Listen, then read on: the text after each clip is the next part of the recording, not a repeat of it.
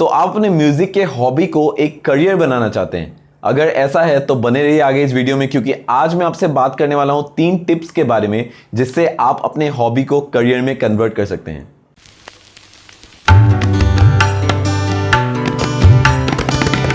Hello guys, कैसे हैं आप लोग? मेरा नाम है शुभराज ड्रीम आर्ट रिकॉर्ड से और आज आप देख रहे हैं मेरा 18th video from the 30 days 30 video challenge, जहां पे मैं 30 डेज के लिए रेगुलर वीडियोस बना रहा हूं।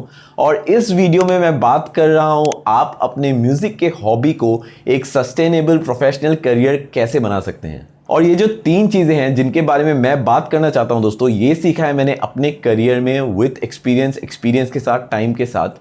और जो पहली चीज है दोस्तों वो है टाइम पे रहना। तो टाइम एक ऐसा चीज़ है दोस्तों जो वापस नहीं आ सकता, और ये एक ऐसा चीज़ है जो आपको डिस्टिंग्विश कराता है एक एमेचर और प्रोफेशनल से। क्योंकि जो प्रोफेशनल बंदे होते हैं उनके पास इतना टाइम नहीं होता है वेस्ट करने के लिए, वो बिल्कुल शार्प ऑन द पॉइंट होते हैं। और अगर आपको पता है टाइम को आप यूटिलाइज कैसे कर सकते हैं, आप छोटे टाइम पे भी, छोटे अमाउंट ऑफ टाइम पे भी बहुत कुछ अचीव कर सकते हैं। और जब मैं टाइम की बात कर रहा हूं दोस्तों, तो ये बहुत कॉमन है कि हमारे इंडस्ट्री पे लोग टाइम को इतना वैल्यू नहीं करते।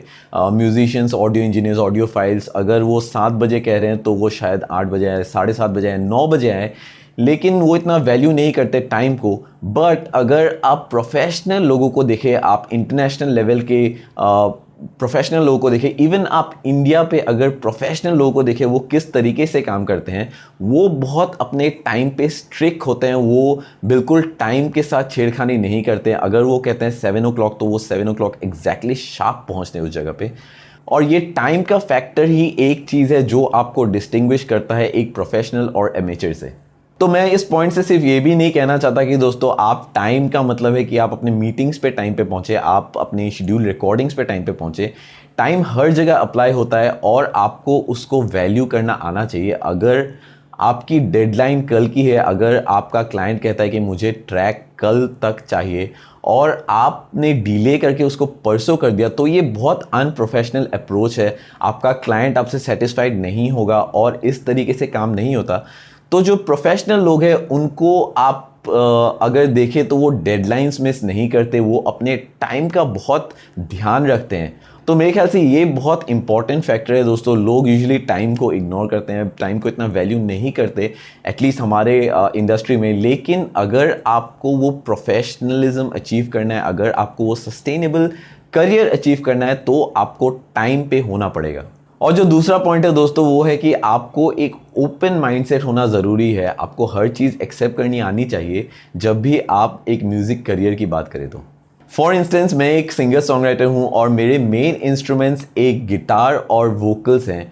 लेकिन इसका मतलब ये नहीं कि कल अगर मैं किसी इलेक्ट्रॉनिक प्रोड्यूसर से मिलूँ तो मैं उनके ट्रैक्स को ध्यान ना दूँ। क्योंकि ऑब्वियस सी बात है, मैं जिस जॉनरा से ज़्यादा इन्फ्लुएंस्ड हूँ, मुझे वही जॉनरा अच्छा लगेगा। जैसे मैं सिंगर सॉन्ग राइटर्स को ज़्यादा पसंद करता हूँ, इसीलिए मैं उस स्टाइल को फॉलो करने की कोशिश करता हूँ। लेकिन इसका मतलब ये नहीं है कि मैं दूसरों के ट्रैक्स ना सुनूं, दूसरों के ट्रैक्स को इंपॉर्टेंस ना दूं और मैं सिर्फ सोचूं कि मेरा अपना ट्रैक ही सबसे अच्छा है, मेरे अपने स्टाइल के बंदे ही सबसे अच्छे हैं। ऐसा ज़रूरी नहीं है। इससे आप अपने दिमाग को बहुत ज़्यादा लिमिट कर देते हैं और आपके सीखने के स्कोप्स, नई नई चीज़ें सीखने के स्कोप्स बहुत कम हो जाते हैं। और अगर आपको मैं एक दूसरा एग्जांपल दूं, मैं एक ऑडियो इंजीनियर हूं, मैं एक म्यूज़िक प्रोड्यूसर हूं, तो काफ़ी सारे लोगों के साथ मैं काम करता हूं रेगुलर बेसिस पे। मेरे पास एमेचर म्यूजिशियंस भी आते हैं, इंटरमीडिएट म्यूजिशियंस भी आते हैं, प्रोफेशनल म्यूजिशियंस भी आते हैं। लेकिन इसका मतलब ये नहीं कि मैं जो एमेचर म्यूजिशियंस हैं उनको मैं इम्पोर्टेंस ना दूं और प्रोफेशनल म्यूजिशियंस को सबसे ज़्यादा इम्पोर्टेंस दूं।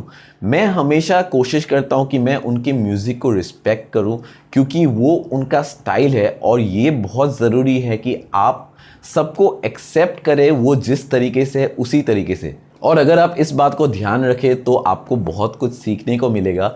आपकी ओपिनियंस हो सकती है, आपको कोई चीज़ अच्छी नहीं लग सकती है, कोई चीज़ आपको अच्छी लग सकती है, इसमें कोई गलत बात नहीं है। लेकिन इसका मतलब ये नहीं है कि आप किसी चीज़ को कम इम्पोर्टेंस दे, आपको उस पर ध्यान आप कम दे क्योंकि आपको पसंद नहीं है। आपको हमेशा इक्वली हर चीज़ पे ध्यान देना चाहिए। आपका एक ओपन माइंडसेट होना चाहिए और आपको एक्सेप्ट करना चाहिए हर चीज़ को। उसके बाद आप ओपिनियंस अपने रख सकते हैं। और ये मेरे ख्याल से एक बहुत मेजर फैक्टर है जब भी आप प्रोफेशनल्स और एमेचर्स की बात करते हैं। इनमें जो फ़र्क है वो इसी चीज़ का होता है कि जो प्रोफेशनल्स होते हैं वो हर चीज़ को एक्सेप्ट करते हैं, हर चीज़ को सुनते हैं, लेकिन उनके ओपिनियंस बहुत स्ट्रांग होते हैं, जबकि एमेचर्स जल्दी एक्सेप्ट नहीं कर पाते और उनके ओपिनियंस भी इतने स्ट्रांग नहीं होते हैं। और जो फाइनल पॉइंट मैं आपको बताने वाला हूं दोस्तों आपके हॉबी को करियर बनाने में, वो है कि आपको विजिबल होना पड़ेगा। तो आप अपने गाने बनाते हैं और अगर आप एक म्यूजिशियन हैं, आप एक ऑडियो इंजीनियर हैं, तो आपको पता होगा कि आप मोस्ट ऑफ द टाइम अपने गाने बनाने में अपना टाइम स्पेंड कर देते हैं। जैसे मैं अपने स्टूडियो पे होता हूँ, मोस्ट ऑफ द टाइम मैं अपने स्टूडियो पे होता हूँ, मैं अपने ट्रैक्स पे काम कर रहा होता हूँ या वीडियोस पे काम कर रहा होता हूँ, या मैं अपनी चीज़ों पे ही काम कर रहा होता हूँ। और ये मोस्ट ऑफ द म्यूजिशियंस और मोस्ट ऑफ द इंजीनियर्स के साथ है, ऑडियो इंजीनियर्स के साथ है। लेकिन आप इस बात को सोचिए कि आपको अगर कोई नहीं जानता तो नो मैटर आप कितना अच्छा म्यूज़िक बना ले, कितना कॉम्प्लिकेटेड म्यूज़िक बना ले, कितना प्रिसाइज म्यूज़िक, परफेक्ट म्यूज़िक बना ले, लेकिन आपको कोई नहीं सुनने वाला क्योंकि आपको कोई नहीं जानता।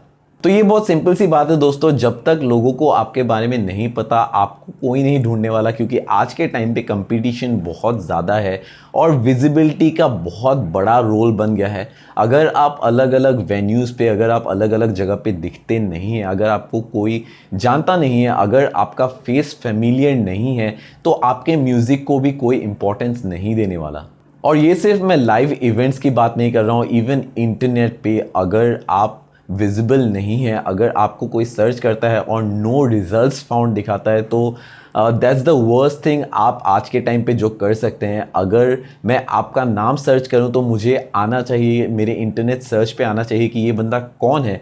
इससे बहुत ईजी हो जाता है लोगों के लिए एक्सेस, और आपका म्यूज़िक रीच भी बहुत ईजी हो सकता है। और ये सिर्फ मैं म्यूजिशियंस के लिए नहीं बोल रहा, बल्कि ये सबके लिए अप्लाई होता है। आप एक म्यूजिशियन हैं, आप एक ऑडियो इंजीनियर हैं, आप एक म्यूज़िक प्रोड्यूसर हैं, आप एक शेफ़ हैं, आप एक पॉटर हैं, कुछ भी हो, आज के टाइम पे अगर आपको कोई नहीं जानता तो आपके क्राफ्ट को भी कोई वैल्यू नहीं करने वाला है। तो ये थे मेरे 3 टिप्स दोस्तों, आप अपने हॉबी को करियर कैसे बना सकते हैं के बारे में।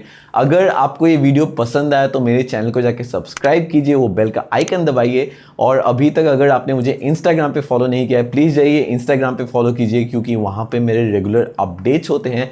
मैं मिलता हूँ कल आपको अगले वीडियो के साथ, तब तक के लिए टेक केयर, साइन आउट।